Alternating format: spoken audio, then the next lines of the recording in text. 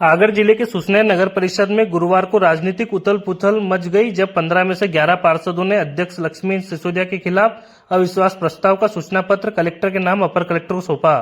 पार्षदों ने विकास कार्यों में लापरवाही, भ्रष्टाचार और अलोकतांत्रिक कार्यशैली का आरोप लगाते हुए यह कदम उठाया, जिससे नगर की सियासत में हलचल मच गई।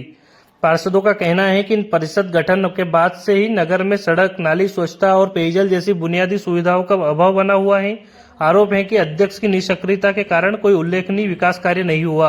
इसके अलावा ई रिक्शा खरीदी में अनियमितता, 30 लाख रुपए की एलईडी खरीद के बावजूद नगर में अंधेरा और 10 लाख रुपए की लाइट चोरी जैसे गंभीर मामले भी सामने आए हैं। पार्षदों ने कहा कि इन मुद्दों ने नागरिकों में भारी असंतोष पैदा किया है।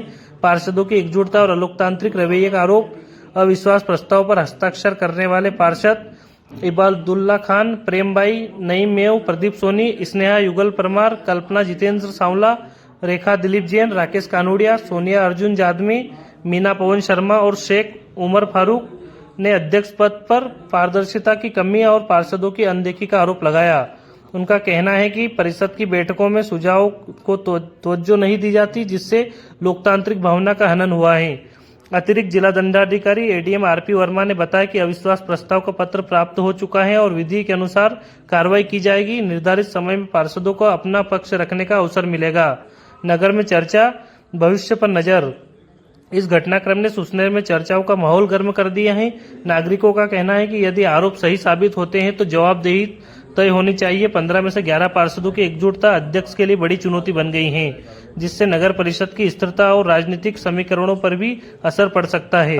हालांकि हमने नगर परिषद अध्यक्ष लक्ष्मी राहुल सिसोदिया से इन आरोपों को लेकर पक्ष जानना चाहा तो उन्होंने कॉल रिसीव नहीं किया। मीना पवन शर्मा, इनने जो भी बातें कही हैं उसके अलावा भी बहुत सारी बातें ऐसी है जिससे नगर का काम बिल्कुल ठप हुआ है। बिल्कुल विकास कार्य कुछ भी नहीं है और इसके हमने विधायक साहब से और सभी से हमने रिक्वेस्ट की है, पर उसके लिए वो कुछ भी करने को तैयार नहीं है। और नगर में ऐसी हालत हो गई है कि आप ना वार्ड में जाके खड़े नहीं हो सकते हैं। हमको हमारे वार्ड में मतलब नीची गर्दन करके निकलना पड़ता है। इसलिए हम सब मिलके एक होके और ये अविश्वास प्रस्ताव यहाँ माननीय कलेक्टर महोदय को देने आए। आज यहाँ नगर परिषद सुसनेर से सब अविश्वास प्रस्ताव लेकर आए, क्या है मामला? अरे ये भ्रष्टाचार क्या चरम सीमा से चल रहा है। 3 साल से हम परेशान हो रहे। हमारा वार्डवासी, पूरे नगरवासी अध्यक्ष से बहुत परेशान है। हम चाह रहे कि हमारा काम हो, पर काम होता नहीं है। इसलिए हम अविश्वास प्रस्ताव लेकर यहाँ पे आ रहे हैं। 15 पार्षद में से हम 12-13 यहाँ पे है, पर हम चाह रहे हैं कि हमारा काम हो, लेकिन होता नहीं है। इसलिए हम पूर्णतः चाह रहे हैं कि वो हटे और हमारा काम हो।